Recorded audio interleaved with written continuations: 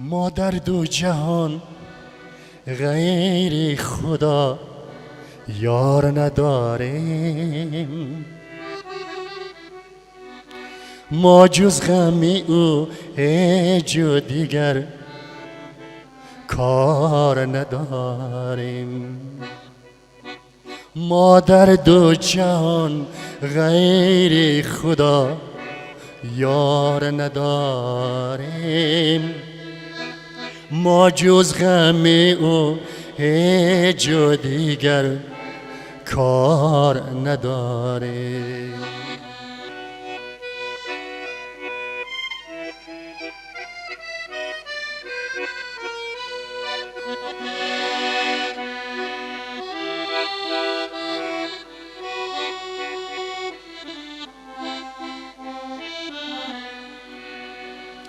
مسکین و فقیریم و بکا شانه دنیا،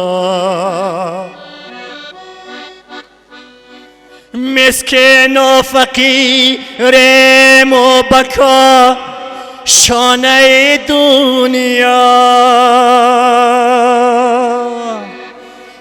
با نیک و بد خلق خدا کار نداریم، با نیک و بد خلق خدا کار نداریم.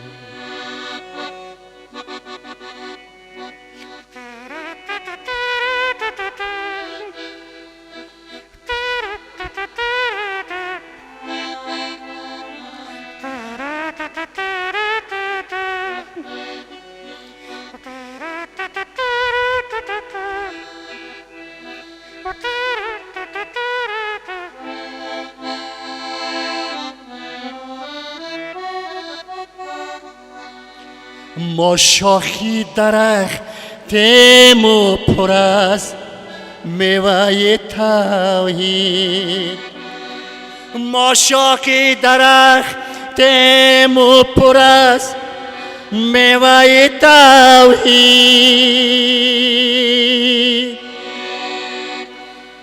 هر گذر سنگ و زند آر نداریم، هر گذر سنگ و زند آر نداریم. ما خیلی گدایان که زر و سیمو نداریم، چون سیمو نداریم و زی کس بیم نداریم. سلامت باشید دوستان عزیز.